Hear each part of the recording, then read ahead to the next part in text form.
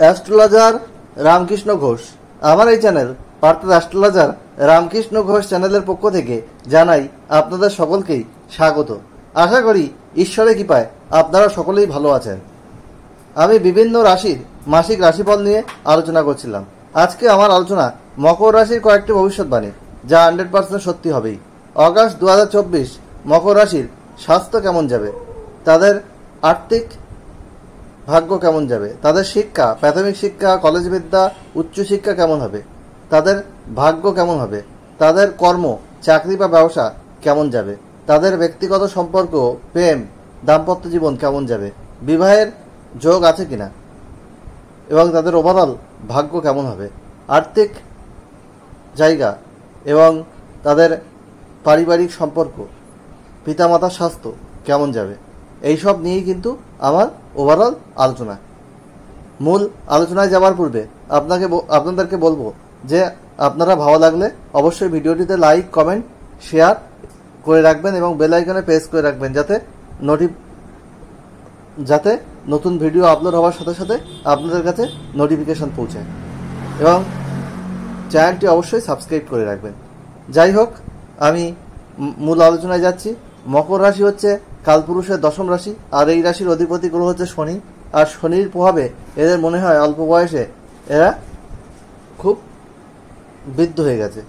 অল্প বয়সে একটা বার্ধক্যের ছাপ এদের মধ্যে কিন্তু চলে আসে। কিন্তু মকর রাশি অনেক ভালো রাশি। রাশিচক্রের রাশিগুলোর মধ্যে মকর রাশি একটা পজিটিভ রাশি। মকর রাশির মধ্যে অস্থিরতা, চঞ্চলতা দেখা যায়, আর বয়স বৃদ্ধির সঙ্গে সঙ্গে এদের মধ্যে কিন্তু স্থিরতা আসে। যাই হোক, এই অগাস্ট 2024 মকর রাশির সাপেক্ষে আমি বলছি গোচরফল। মকর রাশির দ্বিতীয় অবস্থান করছে রাশির অধিপতি এবং দ্বিতীয়পতি শনি বক্রী অবস্থায়। মকর রাশির তৃতীয় রয়েছে রাহু, নবমে রয়েছে কেতু, সপ্তমে রবি 16ই অগাস্ট পর্যন্ত থাকবে। তারপরে অষ্টমে গোচর করবে। আর অষ্টমে রয়েছে বুধ, শুক্র এদের হচ্ছে কর্মপতি এবং পঞ্চমপতি, অষ্টমে থাকছে। আর 25শে অগাস্ট এই বুধ, শুক্র কিন্তু নবমে গোচর করবে। আর এদের অষ্টমে বুধ 5ই অগাস্ট কিন্তু বক্রী হচ্ছে এবং 22শে অগাস্ট পর্যন্ত বক্রী থাকবে। আর এদের পঞ্চমে মঙ্গল ও বৃহস্পতি, আর এই মঙ্গল কিন্তু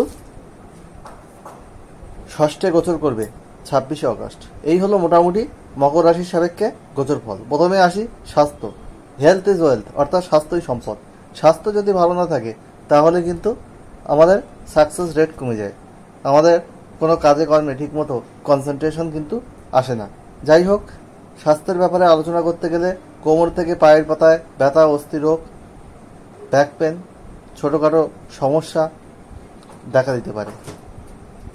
রাগ জেদ একটু মাঝে মাঝে বাড়তে পারে এবং টেনশান, অ্যাংজাইটি এগুলো থাকবে, মেন্টাল স্ট্রেস থাকবে। নিয়মিত খাদ্যাভ্যাস করুন, যোগব্যায়াম করুন, আপনারা হাঁটাচলা করুন,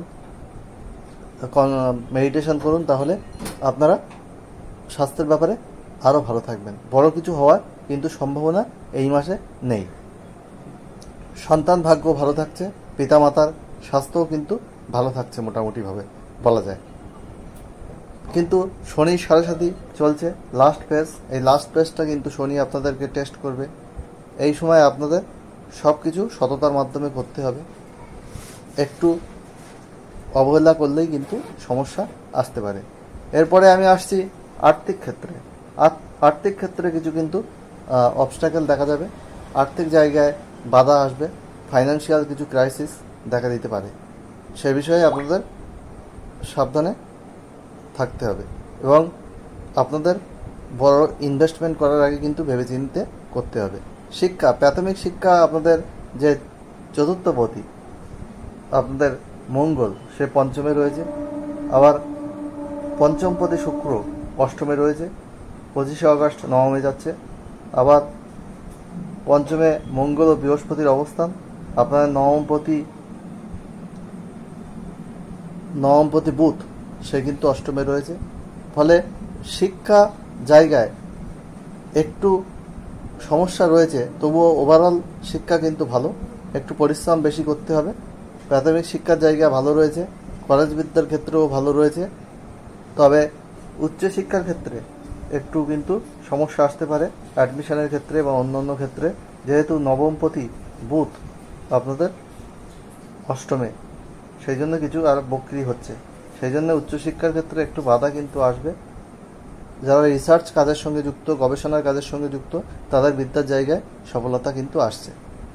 সাথে আপনাদের একটু ঘোরাবে, আপনাদের একটু বেশি পরিশ্রম করতে হবে। পরিশ্রম করলে আপনারা ফল পাবেন, না হলে কিন্তু সমস্যা একটু আসতে পারে। এরপরে আমি আসছি আপনাদের প্রেম ক্ষেত্রে কিছু সমস্যা রয়েছে। প্রেমের ক্ষেত্রে একটু জটিলতা রয়েছে। প্রেমের ক্ষেত্রে একটা উদ্বেগ আপনাদের কিন্তু থাকবে। তাই প্রেমের জায়গায় একে অপরকে বুঝতে হবে, আন্ডারস্ট্যান্ডিং করে চলতে হবে।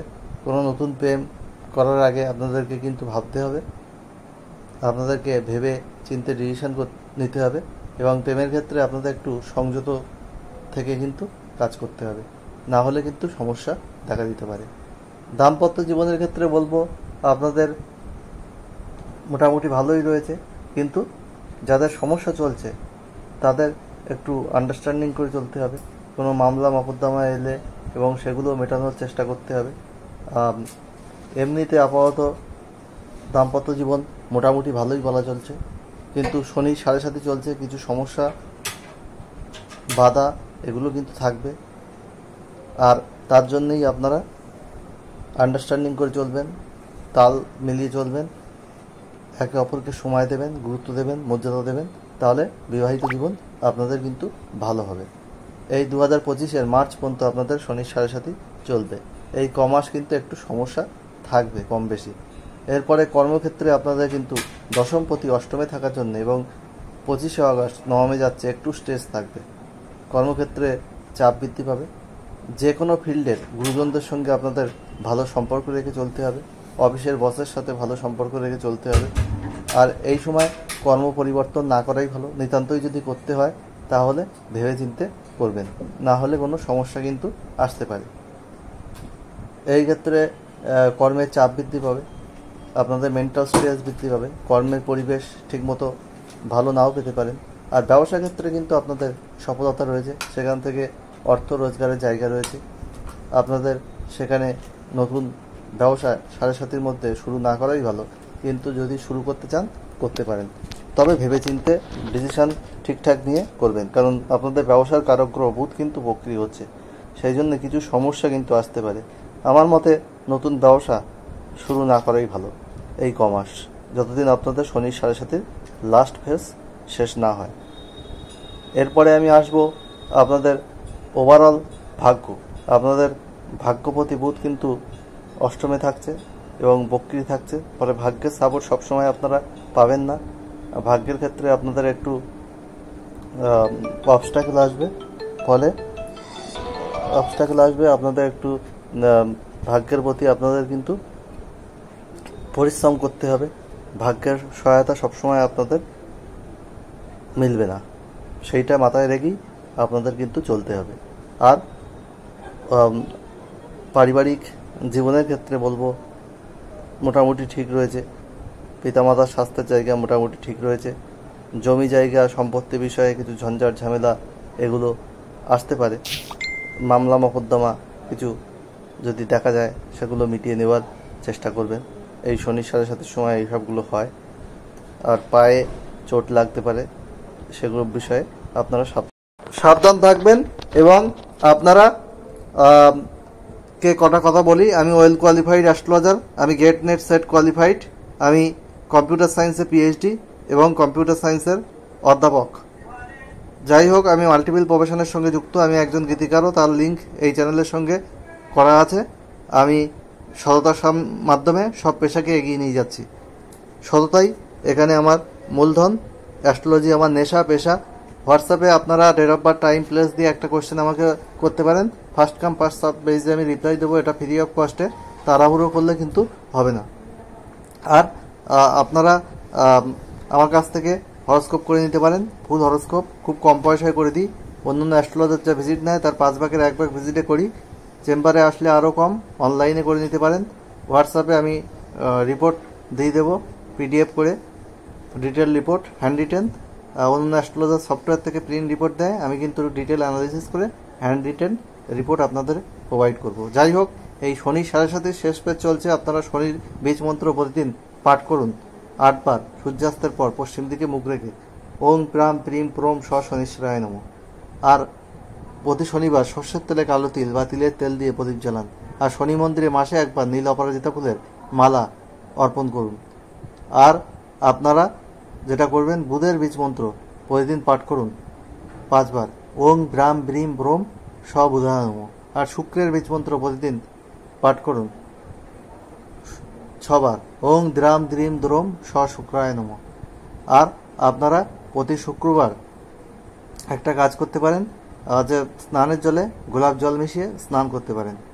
ফলে এইগুলো করলে আপনারা অনেক নেগেটিভিটি দূর করতে পারবেন। আর আপনারা নীল, আকাশি, সাদা, সবুজ এইসব রং বেশি ব্যবহার করুন। তার ফলে আপনাদের পজিটিভিটি কিন্তু অনেক বাড়বে, নেগেটিভিটি আপনাদের অনেক কমে যাবে। আর কালো, ধূসর, হলুদ, সোনালি, লাল, গোলাপি এইসব রং কম ব্যবহার করুন, আপনাদের পজিটিভিটি অনেক বাড়বে। অগাস্ট 2024 সব মকর রাশি মানুষের জীবন সুখ, সমৃদ্ধি, আনন্দে ভরে উঠুক। ঈশ্বরের কাছে এই প্রার্থনা করে আজ এখানেই শেষ করছি। আবার খুব তাড়াতাড়ি নতুন আলোচনা নিয়ে আমি আপনাদের সামনে হাজির হব। আপনারা সবাই ভালো থাকুন, এটাই আমার কাম্য।